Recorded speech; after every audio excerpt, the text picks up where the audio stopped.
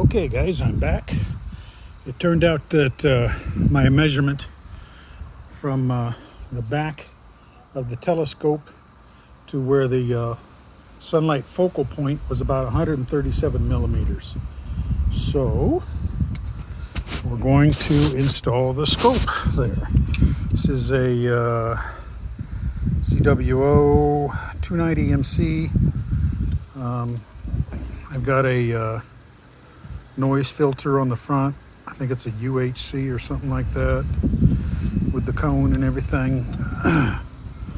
So pull out this little guy here, stick this little guy in here, this little guy in here. We want to measure about 137 millimeters, and what I do is I mark my cameras where the sensor is.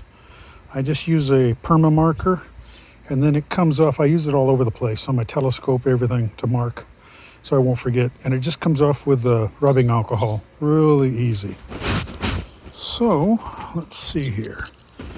We want, if I can steady this camera here, about 137 millimeters between the back of the scope and the sensor. Well, I think we need to zero this thing out here.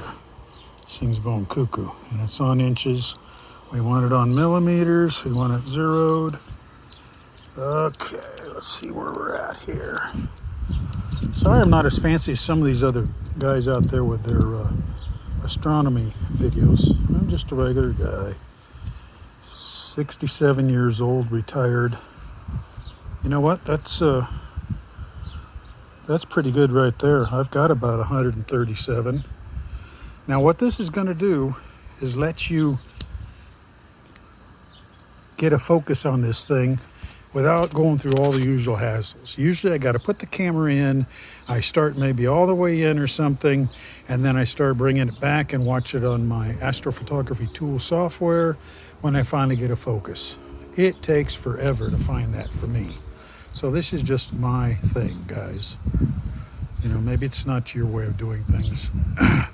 My mount is the Explore Scientific EXOS 2 GT with their wireless module.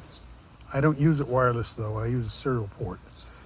And then I've got an 80-foot USB extension, goes back to my office. So everything comes in here to the hub right here that you see. There's my ZWO focuser. I've got on this one an Orion 50 millimeter guide scope with my QHY. See if it'll focus here. There we go. 5P-2-C. That works pretty good. I was using my ZWO ASI 120 mini, but this one has a little more sensor area, so I decided to use this also. So I already set the distance in my guide scope here. I've measured it the same way I did the other one. I pointed it at the sun. I then measured back once I had it focused at the sun. I brought the cardboard in and out until I had the smallest focal spot. I then measured the distance from the back of the scope here to the front sensor. The sensor in this camera is actually right here where this blue mark is. And that's it. That's how I did that. So this is my first time with this particular focuser on here. Like I said, I tried the, what's the other one called? GSO, I think it is.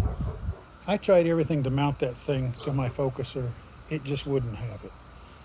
And then I saw this one online, had all this structure in the middle, and I thought, boy, I bet that will work. And sure enough, it does. So we're going to see how it does tonight. What else do I have to show you? Skywatcher 120. So it's a this is nice. It's not a triplet. I can't afford that, but it is a 5-inch 600 millimeter at f5. So that's pretty cool. And I have a spot here. I can put my what's that finder with the knob on the side, big red. Oh boy! See what happens when you get old, guys. Anyway, I have a mount on here so I can transfer it over from my C8. Up front, I have on my mount the QHY polar alignment. This works pretty nice.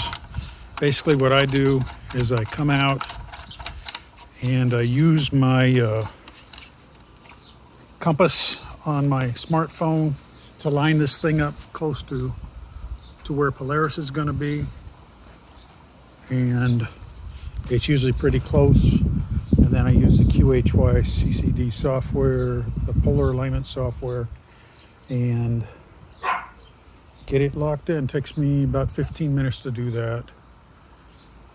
So that's about it. I got to put my weight on this counter bar here. I just need one weight with this. It's pretty light stuff. And that's about it. So I hope that helps you guys find a focal point for putting your cameras on the back here. For me, it's always been a problem. And then I talked to this older guy on the net, and he said just use it like you would a magnifying glass. And after talking to him further, I finally figured it out, and for me it works.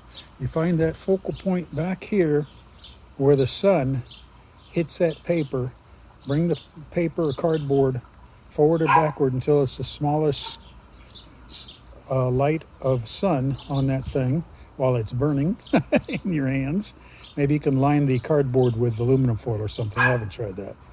But then you measure from the back of the scope, not the focuser, the back of the scope to where that focal point is, and that will get you really close to starting off to a close focus when you hook this thing all up. So that's about it. I hope that helps. This is Kevin in the high desert of Southern California. Gonna try it tonight. As you can see, our usual skies out here. We're usually pretty clear, I'd say 3/4 of the time of the year. It's my ham radio antenna. And I don't have a lot of visual space here. I got big tree here. See how big that tree is? Probably goes up 30 feet. This one too. So I can go up here, over here a bit, above that house. I can then turn around, get a little out to this would be the south over here. So we got our north over here, basically south over here, this way. And I might get some tree trimming, have somebody come and cut these down about 15 feet. I don't know, we'll see what happens. I really hate to lose my shade. Out here in the high desert, shade is precious. Anyway, that's about it, guys. See you in the stars.